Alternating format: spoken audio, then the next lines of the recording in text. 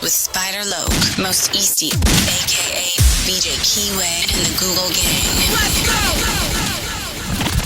Listen. Cheetah. Gratitude is the attitude. Show is a blessing. To be back in the black box. Black box. Relax, roll up as we randomly react to content in these YouTube streets. Yeah. It's time for R&R. Nightwood Nip Hustle. Big shout out to my SPI, Spotter Low. You know I'm in the black box. Had to come through, tap in, show love one time. Yeah, y'all make sure y'all subscribe. Stay tuned. All that. The constant, consistent, continuous content creation campaign continues. We're still on the 7 C's with the 3 G's, Cheetah, Google Gang. I know y'all all caught up in the Diddy drama, but Epstein name is back cracking from beyond the grave. And just like I've been believing from the beginning, I never thought he took himself out. But his lawyer then spoke out. And, you know, ever since this list became the talk of the town, the speculation about his passing, it started up again. And his lawyer's on here clarifying a few things. I thought y'all might find it interesting because I found the title interesting. I'm not sure what he has to say, but it just said, he says he did not commit suicide. But with no further ado, let's see what his lawyer says Jeffrey had been up to. One of your clients, right before he died, was Jeffrey Epstein. Now, there's been a whole below. The president says, why do you make such a big deal about him? And they're saying there was nothing complicit in his death and he didn't have a list. You were in touch with him right before he died. So do you believe what they're saying without proof that he committed suicide, that it wasn't murder? Didn't somebody get to him? I've never believed that he committed suicide for two main reasons. One, anecdotally, as you say, I met with him 9 days before he died. He had been calling since his arrest to have me come and meet with him. But, you know, he had a whole battery of top-notch lawyers, so I figured he was set. But I always maintain it is very extremely difficult to hang yourself, especially in a cell that's not even 6 feet tall. Extremely difficult to hang yourself. You have to be so committed. It's almost like you have to have some type of history or experience tying knots strong enough to take someone's life. It's just like you're going to get it right on your first shot. It's just very unbelievable. His in-house counsel then called me, and I was very flattered, quite frankly. He said that he has to see you, that you're the only person in the world he trusts with his life. So I went up there to see him 9 days before he died. And we came to an agreement that I would take over the case. I did it subject to meeting with his current lawyers, or I would put my own team in. And I had already lined up a team to bring in. His lawyers were hesitant about meeting with me, but I wanted them to hear from him that he wanted me to take over the case and all that. Anyway, but so anecdotally, you know, 9 days before he died, we planned a whole strategy to fight the case. He was in good spirits. And I was in touch with some of the local lawyers who had been visiting him in between. They had asked me to take over a bail hearing that he had coming up. And I was hesitant to do that because I didn't like the record. No, they saying he ain't do it to himself, right? He's the same feeding as Diddy feeding and weeding it on my mama. They had made earlier. But that Friday, he died on a Saturday. The Friday before, the lawyers tell me he was giving out instructions based on the strategy we had worked out. And it also asked me to do another task for him that was only forward-looking. So the idea that a couple of days later he would have killed himself doesn't make sense. But more importantly, Michael Baden, who I believe to be the foremost medical examiner in the world, he was New York City medical examiner, went through the medical examination after his death with the assistant New York medical examiner. Dr. Baden has said that in all of the tens of thousands of autopsies and medical examinations he's done, he has never seen injuries like this consistent with a suicide. Secondly, he said the medical examiner who went through the examination with him, the city's person, said that she found it inconclusive. She couldn't come to any conclusion about cause of death. But 4 days later, they called it a suicide without any additional information. The size and layout of the cell also doesn't make suicide likely. Based on a couple of calls I get afterwards from other inmates, doesn't make suicide likely. But I don't have a theory as to who killed him. I don't have a conspiracy theory. Others do. And usually in this situation, if someone were killing him to make a name for himself because he was a sexual offender, that sort of thing, then that person would generally want to take credit for it. That hasn't happened here. So I don't know the full answer, but my belief is that he did not commit suicide.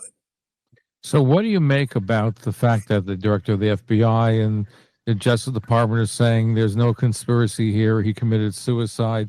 Obviously, from what you just pointed out, including the medical examination afterwards. Did he have family that gave him a service, or was he like cremated? Like, who took control of his body? Did they get an independent autopsy? Do we know any of that? I'm just curious. Shows that there is something more to the story. Why do you suppose all of a sudden they've changed their tune? And have you been in touch with anybody regarding that? Right. Well, it's not really all of a sudden. In other words, the New York Medical Examiner eventually came out with a statement that it was suicide. The Justice Department has taken the position that it was suicide. This is just coming up now because, people have been asking for the so-called Epstein file, this client list and that sort of thing. And so it came out contemporaneously with that. In terms of the so-called client list, now the Justice Department has said there isn't any client list and there's no evidence of any conspiracy to blackmail people or plan to blackmail. What y'all think about that? This incredible disappearing list. I don't even pay close attention. And I know I've been hearing about a list for quite some time. And I've been hearing about them teasing, exposing the details of the list. And now all of a sudden, there's no list. Y'all buying it? Let me know in the comments. People by Epstein. I don't find any of that surprising. I would not have thought that he had any kind of client list. He had a number of wealthy and prominent friends who certainly traveled around with him, went to events with him, visited him, and so on. And shame on those people, by the way, for sort of denying that after the fact when he came out, when he got charged. They certainly benefited from their friendship with. I bet you that's how Puffy lawyers feel about all y'all black celebrities. It's shame on all y'all that none of y'all speak up for him. Nana Nam one on my mama. He gonna come back with a violent vengeance. Him at the time. But I'm not surprised by any of these things. And I quite frankly, I agree with President Trump. I'm not sure why this has become, the biggest agenda item. And you see some of these guys now even turning against their former friends, Pam Bondi and Kash Patel and all of that, and saying they must be holding something back.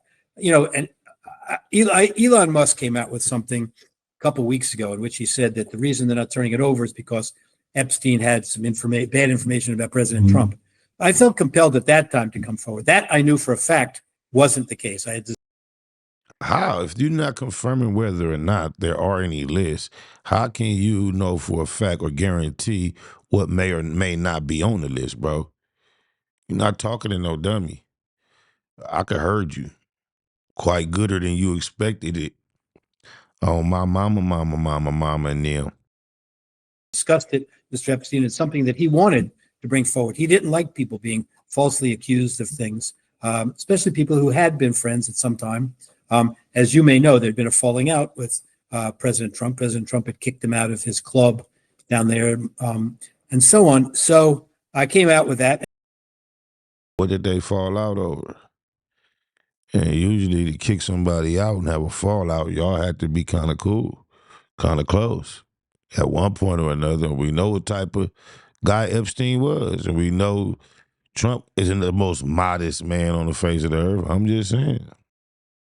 And it got 11 million views on Twitter or X, whatever it's called. And then President Trump reposted it. That's the case. I mean, if anyone to suggest that this isn't being turned over because there's bad information about President Trump is simply wrong. But what do you suppose? All right, sir. The only way you can confirm that as an absolute is if you have seen this list, bro. Are you saying you've seen it? Keep it a Google. You said is very credible. Whether it was, you look at the report after he died and his state of mind when you were going to become his attorney. So why are they, you suppose, and this is a different Department of Justice than the original, a different FBI director, different personnel. It's crazy. My green screen hitting harder than his. Y'all need to tighten up. That's not professional with him fading like that. You would think that they would want to get the story out and they want to release the file. And I haven't seen anything come out yet. But the fact is, though, why do you suppose it seems like there's a cover up? It seems like there's a change. Something is in the air. I just don't understand it, quite frankly, unless it's just they want to finally put it to bed. They don't want any more of this, stuff hanging out there. They were convinced that, look, all we can say was a suicide. We can't say otherwise. We don't have we don't have a perpetrator in mind. Yes, there were some lapses in security at the MCC where he was. Cameras weren't working. The guards were negligent and so on, but we don't have. He just saying a whole slew of things, saying, oh, yeah, just wiping all that out. Well, guess they're not going to try to solve it. It's too high up at the top. They need to just stop and let it drop because it ain't finna pop. Oh, my mama. Evidence, let's put this to bed and move on. That may be as simple as that. It may be as simple as that. I just don't know. They're certainly taking a lot of flack for it now. So because the reason why, because what you know, they know. I'm sure they've seen the medical examiner's report and they know about what you said. So that's what makes it more puzzling to me. It is interesting, though, you raised that because I just made this comment today. It is a little surprising to me if you're trying to determine the cause of death and whether it was a suicide that I was never interviewed by the FBI or the Department of Corrections. Oh, interesting. And here they know from their records that I met with him just days before. And they certainly know from the media that he had tried to hire me. They probably assumed you were going to put forth attorney-client privilege. You're a pretty savvy, well-known, been around the block attorney. They probably know not to bother you about, confidential information your client may or may not have shared with you. To, be his lead counsel going forward. Because here's the other thing, too. You're saying he, as far as you know, there was no official list of his clients. Is that correct? That's what I believe. I never knew about any such list. Did you ever ask I wouldn't him have about kept it. He wasn't the type of person. I know people think he's a monster. He was not the type of person, from my experience with him, to want to blackmail. He said he met this dude so late in his life, right toward the end, right before he was going to trial. How can you say all this stuff about him? You only know what he exposed to you, and he tried to put his best foot forward to you because he needed you to feel confident to go out into the world and try to convince them that he wasn't a horrible guy. So you don't know him well at all. Oh, my mama. Somebody else in this. He enjoyed his friendship with these wealthy and so-called prominent people. But is it possible, even though he didn't have an official list written down, since it was in his mind, he knew who he was, so maybe people were afraid that it would come out in some course of time of his trial? So there is an incentive for some people who may want to have gotten rid of him. That's true. The flip side of that is, if he had this information about prominent people, he had every incentive to bring it out, to help himself in his case, to try to make a deal, of that nature. And that wasn't in the cards for him. Now, you mentioned that he wanted to use you. He trusted you. How did he know about you? What made him say, I trust you more than my other counsel? Yeah, I don't know that I can answer the last question, but about 10 or 12 years earlier, through a mutual friend, he had called me, had asked the friend if he could call me. Oh, they knew each other over a decade. I take that back. He barely knew him. My bad. And suggested me. And he asked just what it would be like for him to go to jail. He was going to the local jail for a few months, that sort of thing. And he wasn't at that time so happy with his lawyers. He continued on with most of the same lawyers. He fired some of them, but he had a whole battery of them, some of the best known criminal lawyers in the country. So during the course of the year before he died, he got back in touch with me. He had been in touch with me maybe once a year, or if that even, since the first contact. Okay, yeah, being in touch with him once a year over a period of a decade, you have no idea who this man is. You cannot speak toward his character, his desires, and his tendencies like you attempted to, sir. I reject your deposit. But the year before he died, they were trying to reopen the case against him in Florida because the victims had not been properly notified about the plea deal that he made. He had one lawyer who's shocking to me, put out an email that said essentially to the prosecutor something like, let's make sure the victims never find out about this. That's crazy. There's a federal statute that requires notification of the victims. Anyway, so that upset him that the lawyer, did that kind of thing. So he asked me to start reviewing the papers that his lawyers were filing in that case. I suggested to him that he not tell the lawyers I was doing that because they would resent it and maybe not act in his best interest then. So he didn't. And we just communicated about that. And then let's say he died, around early August. In about March or April, he asked me if I could come to his home. I did. I happened to be in New York. And it's actually the first time I ever met him in person. We've been talking about email and chats and on phone for a long time before then. Went to his house in New York, and he asked me to take over his litigation. I said, I'm not really in a position to do that at that time. But we talked a lot about it.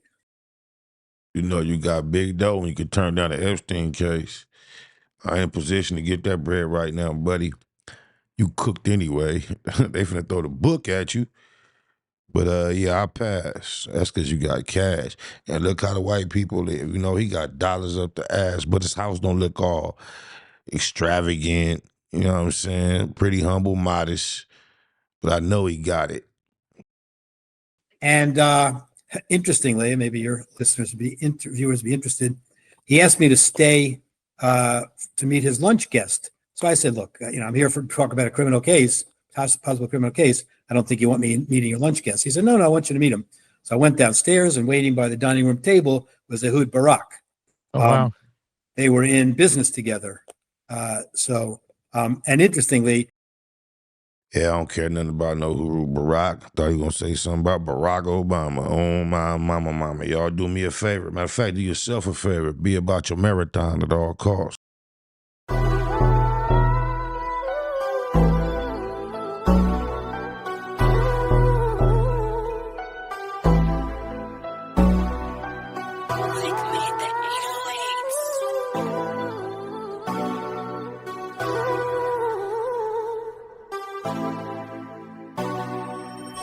Hop on the interstate and chase me a bag. Pop bottles every time that I pass. It's that mafia swag, fly crippin'. You see me drippin' all this Mac sauce. Baymax, be about your money at all costs. Hop on the interstate and chase me a bag. Pop bottles every time that I pass. It's that mafia swag, fly crippin'. You see me drippin' all this Mac sauce. Baymax, be about your money at all costs. I'm from the land of the crack pavement. When niggas holler stay dangerous and squabble up just like Javante Davis. Niggas haters, they on lame shit. We be on that game shit. He thought he got away. I chase him down LeBron James shit. Blood stain from the stainless. He need a paramedic. And we play ball. Everybody around me athletic. Still stepping. Well committed. I stand on business. Every load I jump in, that bitch tinted. Won't catch me slipping. About my money low. Run me that bag. Call my bitch and say I need you. She gon' run to me fast. That mafia swag, she can't get enough. And she know I'm by my man. She let her sit and watch me add all this money up. Riders popping out the cut like roaches when the lights on. I'm just like BG with my niggas, whether right or wrong. Dead end mafia. You entering the danger zone. Tiny Macs be cracking heads. You better have your helmet on. Hop on the interstate and chase me a bag. Pop bottles every time that I pass. It's that mafia swag, fly crippin'. You see me dripping all this Mac sauce. Baymax. Be about your money at all costs. Hop on the interstate and chase me a bag. Pop bottles every time that I pass. It's that mafia swag, fly crippin'. You see me dripping all this Mac sauce. Baymax. Be about your money at all costs. These niggas be hopping out of foreign whips and feeling like they run shit. The homie like Nick Cannon. Be a fool with them drumsticks. Serve him and they done with. Have all of them niggas hit. Something heavy in my Baymax sweater. You see the gun print. Yeah, got me bent behind tent, but I'm low key, give a fuck about the busters. The real niggas fuck with me, I move solo. Two pro clubs over polo. You won't catch me in none of you niggas photos. Y'all too friendly. Hopping out, spilling my Remy, smoking on good pressure. Always in a different low. Gotta keep these niggas guessing. Firearms in my possession. Steady counting my blessings. Believe in God and believe in this weapon. And try not to do too much stressing. Ain't seen my daughter in months. And when we FaceTime, I shed tears, I can't help it. And still connected in these streets just like Wi-Fi. Chucking up the set for death dope. We gon' rip ride. Hop on the interstate and chase me a bag. Pop bottles every time that I pass. It's that mafia swag, fly crippin'. You see me dripping all this Mac sauce. Baymax. Be about your money at all costs. Hop on the interstate and chase me a bag. Pop bottles every time that I pass. It's that mafia swag, fly crippin'. You see me dripping all this Mac sauce. Baymax. Be about your money at all costs.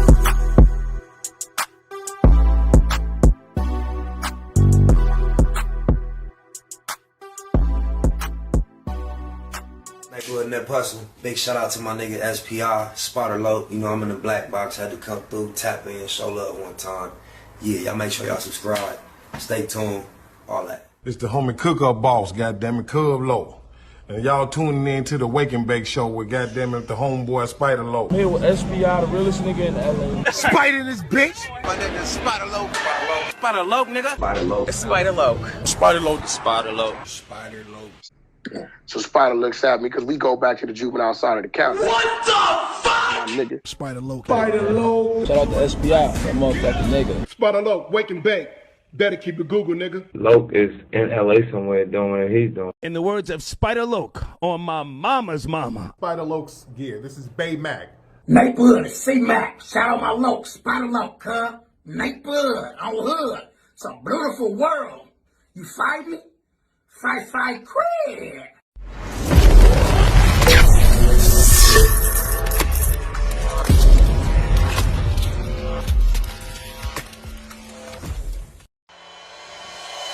Point blank, through no subliminal dissing. When I listen, I can tell you never been on no mission. Sticking to the script, don't care if I offend you. Neighborhood crib, the marathon I overlook my competition, never seeing them. I done trained my mind that I'm going. You could tell by how I walk, talk, I'm a boss. A east side millionaire, homie, what you thought? My life is a movie. They can't get close to me. They mad cause they can't be. I'm everything that they wanna be, yeah. You are now in the Black Box with Spider Loke, Most Easty, aka VJ Keyway, and the Google Gang. Let's go!